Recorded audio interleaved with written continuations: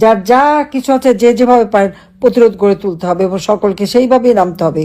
জামাতে ইসলামী যখন পাকিস্তান আন্দোলন হয়, জামাতে ইসলামী পাকিস্তান আন্দোলনের বিরোধিতা করেছে। যখন বাংলাদেশের স্বাধীনতা সংগ্রাম এবং মুক্তিযুদ্ধ হয়, তার বিরোধিতা করেছে। আজকে তারাই ইউনূসের সবচেয়ে বড় দোষর। এবং এখন নির্বাচন দিয়েছে জামাতে ইসলামী, এখন ঘরে ঘরে যে তাদের মহিলাদেরও পাঠায় দেয়, আমাদের দেশের মহিলাদের কাছে বেহেশতের টিকিট বিক্রি করে। আর এরা নিজেরা বেহেশতে যাবে কিনা সেটারও তো ঠিকানা নাই। যারা লুটপাট, হাত কাটা, পা কাটা, রক কাটা, চোখ তোলা, নির্যাতন করে, নারীদের ধর্ষণ করে, তারা কি বেহেশতে যাবে? আজ পর্যন্ত কেউ গেছে?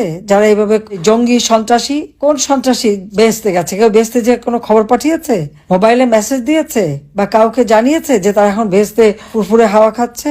একটাও বেহেশতে যাবে না, তারা সব দোজখের আগুনে জ্বলবে। এটা হলো বাস্তবতা। কাজে আমি আমাদের মা বোন, আমাদের দেশের মানুষকে এটাই বলবো যে ওই বেহেশতের টিকিট বিক্রি করতে আসলে ওটাই জিজ্ঞেস করেন যে ভাই বেহেশতে গেল কি গেল না, জানবো কিভাবে, সেই পথটা আগে বাতলে দেন। সেটা যদি বলতে পারেন তাহলে না বুঝে দেখবো, বা আপনারা কেউ গেছেন, গেল কি না বেহেশতে সেটা আগে জানান। এইভাবে মানুষকে ধোঁকাবাজি, হয়রানি করে যাচ্ছে। অর্থাৎ তারা এখন এমন অবস্থায় নিয়ে গেছে, কবরেও শান্তি নাই ইউনূসের আমলে। আপনারা আজকে শুনেছেন যে মুক্তিযোদ্ধাদের কবরে আগুন দেওয়া, এই ধরনের ঘটনা কিভাবে ঘটায় আমরা জানি না। কবরের থেকে তুলে নিয়ে এসে লাশের উপরে অত্যাচার করে আগুন দিয়ে পোড়ালো, সেইটুকু অলান্দে।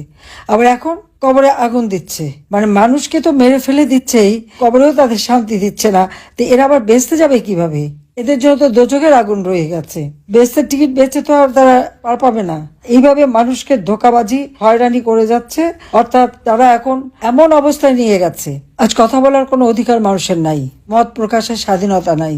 আমার খুব অবাক লাগে যারা আওয়ামী লীগ আমলে ইচ্ছা মতো লিখতে পারতো, কথা বলতে পারতো, টক শো করতো, ইউটিউবার্স ছিল, কতটুকু ব্যবস্থা বা কি বিরোধিতা আমরা করেছি। কিন্তু আজকের অবস্থাটা কি? মত প্রকাশের স্বাধীনতা এটা আর বাংলাদেশে নাই। তবে যেটা আছে সেটা Yunus style, doctor Yunus style, যে যা কিছু হবে শুধু ইউনূসের প্রশংসা করতে হবে, কোনো সমালোচনা করা যাবে না। আর স্বাধীনতা এনে যারা দিল, বিজয় যারা এনে দিল, তাদের পক্ষে কোনো কথা বলা যাবে না। এটাই হলো বাংলাদেশের অবস্থা। ইউনূস ঘোষণা দিয়েছিল দুর্নীতির বিরুদ্ধে জেহাদ ঘোষণা করবে। যিনি নিজে দুর্নীতিবাজ, ৬,০০০ টাকা বেতনের এমডি পদের চাকরি নিয়ে যে হাজার হাজার কোটি টাকা বানিয়েছে, ৪৮টা কোম্পানির মালিক সে, কিন্তু কোনো কোম্পানি লাভের মুখ দেখে না, ট্যাক্স ফাঁকি দেয়। ৩৮টা কোম্পানির বিরুদ্ধে যখন ট্যাক্স ফাঁকি দেওয়ার মামলা করলো এনবিআর, এবং ইউনূসের বিরুদ্ধে ট্যাক্স ফাঁকির মামলা, মানি লন্ডারিং এর মামলা, দুর্নীতির মামলা, এই সব মামলায় বারবার রিট করে করে এভাবে ওভাবে করে সময় কালক্ষেপ করুন। আর ক্ষমতা আসার পরেই সব মামলা বাতিল হয়ে গেল, খারিজ। আর এদিকে আওয়ামী লীগের নেতাকর্মী, হাজার হাজার মামলা, কয়েক লক্ষ নেতাকর্মীর বিরুদ্ধে মামলা দিয়ে তাদেরকে হয়রানি করা হচ্ছে। এইভাবে চরমভাবে নির্যাতন চালিয়ে যাচ্ছে। তাদের নিষিদ্ধ করেছে আওয়ামী লীগকে, নির্বাচনও করতে দেবে না। কারণটা কি? কারণ আর কিছুই না, আমরা আমাদের কর্মের মধ্য দিয়ে জনগণের আস্থা বিশ্বাস অর্জন করেছি। আওয়ামী লীগ ক্ষমতায় থাকা মানেই হচ্ছে জনগণের জীবনের শান্তি, নিরাপত্তা ফিরে আসা, অর্থনৈতিক সচ্ছলতা পাওয়া, তাদের জীবনটা উন্নত হওয়া। সেখানেই এদের আপত্তি। দেশের মানুষ লাঞ্ছিত হবে, দেশের মানুষ দরিদ্র থাকবে, দেশের মানুষ শোষিত বঞ্চিত হবে, তবেই না ইউনূসের ব্যবসা বাণিজ্য ফুলে ফেঁপে উঠবে। এটাই তো বাস্তব কথা। কাজে তার অধীনে নির্বাচন কখনোই অবাধ, নিরপেক্ষ, স্বাধীন হতে পারে না। আর যেখানে অস্ত্রধারী সন্ত্রাসী, তাদের হাতে দেশের না ভোট নিরাপদ, না ভোটার নিরাপদ, কেউই নিরাপদ না, না দেশের মানুষ নিরাপদ। অন্ধ, প্রতিবন্ধী, খেটে খাওয়া মানুষ, আমার মনে হয় ভিক্ষুকরাও এদের কাছ থেকে রেহাই পায় না, তাদের কাছেও চাঁদা নেয়। তারা কি পারে সেটাই তারা খুঁজে নেয়। এই অবস্থার মধ্য দিয়ে দেশটা চলছে।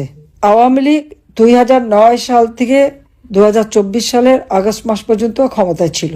প্রত্যেকটা গ্রামকে আমরা উন্নত করেছি। আমার গ্রাম আমার শহর, ঠিকই আমরা শহরে উন্নত করে দিয়েছি। যোগাযোগ ব্যবস্থা, মোবাইল ফোন, ডিজিটাল সিস্টেম, আমাদের তরুণ সমাজের জন্য কর্মসংস্থান ব্যাপকভাবে আমরা করেছি। দেশের মানুষের জীবনের নিরাপত্তা, শান্তি আমরা এনে দিয়েছি। মানুষ আরো সুন্দর জীবনের স্বপ্ন দেখতে শুরু করেছিল। তবে আমাদের দেশে অনেকে ভেবেছিল যে ইউনূস ক্ষমতা এসে এই দেশটাকে বোধহয় আরো উন্নত করবে, সেই আশাই ছিল। শুধু দেশে নয়, ইউনূস এই যে অবৈধ অর্থ উপার্জন করেছে এটা আবার কেউ জিজ্ঞাসা করেনি, কিন্তু সেই অর্থ দিয়ে লবিস্ট রেখে রেখে তার নিজের একটা ভাবমূর্তি গড়ে তুলেছিল। সেই মুখোশটা এখন খুলে গেছে, সকলের কাছেই খুলে গেছে। ইউনূসের যে বিভৎস চেহারা, এই চেহারাটা আজকে সকলের কাছে আরও স্পষ্ট হয়েছে। ধরুন ওই যে আইসিটিতে আমাদের বিরুদ্ধে মামলা এবং তার রায় দেয়া হলো, শুধু আমি না, আমি রেহানা, আমাদের 5টা ছেলে মেয়ে কেউ রেহাই পাচ্ছে না। পূর্বাচলের 10 কাঠা জমি কিনলাম দেখে বিরাট অপরাধ করে ফেলেছি, তাই 6-7 বছর জেল দিয়ে দিয়েছে। আর প্রশ্ন হচ্ছে, ডক্টর মোহাম্মদ ইউনূসের তো 4080 কাঠা জমি পূর্বাচলে নেয় আছে। কাজে আজকে আমি জানি আমাদের নেতাকর্মীরা অত্যন্ত কষ্টের মধ্য দিয়ে আছেন। যতটুকু আমার সাধ্য আমি আছি আপনাদের পাশে, যত দূরেই থাকি আমার মনটা তো বাংলাদেশেই পড়ে থাকে, এবং আমি সারাক্ষণ চেষ্টা করি আমার দেশের মানুষের কথা শুনতে, বলতে এবং যতদূর পারি সাহায্য করতে। এবং এক্ষেত্রে আমাদের প্রবাসীরা যথেষ্ট ভূমিকা রাখছে। কাজে আজকে যারা চরমভাবে নির্যাতিত, তাদের পাশে দাঁড়াবার জন্য যারা বিত্তশালী বা আমাদের প্রবাসী সকলকে আমি আহ্বান করব, আর আমাদের সাধ্যমতো যা পারি আমরা সহযোগিতা করব। দেশে কোনো আইনের শাসন নাই, বিচার ব্যবস্থা তো লাঠিসোঁটা অস্ত্র দিয়ে প্রধান বিচারপতিকে পদত্যাগ করিয়ে বিচার বিভাগ ধ্বংস করে দিয়েছে। দেশে কিছুই নাই। কাজে এই অবস্থায় দেশ চলতে পারে না, এর থেকে দেশকে মুক্ত করতে হবে। কাজে শত নির্যাতন সত্ত্বেও আজকে আমাদের তৃণমূল পর্যায়ে নেতাকর্মীদের যে মানসিক শক্তি আমি দেখি, এরপরেও তারা আমার কথা চিন্তা করে। মুক্তিযোদ্ধা জাদুঘর লুটপাট করে ভেঙে চুরে শেষ করা হলো। সারা বাংলাদেশে মুক্তিযুদ্ধের সমস্ত স্মৃতিগুলি একে একে ধ্বংস। মুক্তিযোদ্ধাদের চরমভাবে অপমান, নির্যাতন, এবং মুক্তিযোদ্ধা আমাদের যারা নেতাকর্মী সব জেলে, কারাগারে, আর সেখানে তারা বিজয় দিবস করে। এটাই হচ্ছে সব থেকে বেশি, মানে বাংলা জাতির সাথে এর থেকে বড় মস্কার আর কি হতে পারে। যারা স্বাধীনতা এনে দেয়, বিজয় এনে দেয়, তারা অবাঞ্ছিত হয়ে গেছে, আর যারা বিরোধিতাকারী তারাই এখন হর্তাকর্তা বিধাতা। কাজে এই অবস্থা থেকে দেশকে মুক্ত করবার জন্য আমি জানি সবাই খুব কষ্টে আছেন। এই কষ্টের মধ্য দিয়েও আপনাদের ভিতরে যে সাহস, যে তেজ আমি দেখতে পাচ্ছি, যে প্রত্যয় দেখতে পাচ্ছি, সেটাই আমাদের শক্তি। এবং এই শক্তি নিয়ে যার যা কিছু আছে যে যেভাবে পারেন প্রতিরোধ গড়ে তুলতে হবে এবং সকলকে সেইভাবেই নামতে হবে। আমি জানি ঐক্যবদ্ধ যদি থাকতে পারেন, আপনি দেখেন একটা জায়গায় যদি সবাই ঐক্যবদ্ধ হয়ে দাঁড়ায়, তাহলে কিন্তু ওরা কিছুই করতে পারবে না। কারণ এই সন্ত্রাসী জঙ্গিরা তো সংখ্যায় কম, কাজে এদেরকে আমাদের মোকাবেলা করতে হবে সকলকে ঐক্যবদ্ধ হয়ে।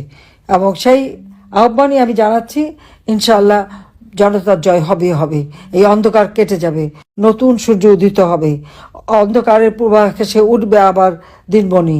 সেই মুক্তিযুদ্ধের গান একটু স্মরণ করেন। সবাইকে ধন্যবাদ। জয় বাংলা, জয় বঙ্গবন্ধু, বাংলাদেশ চিরজীবী হোক।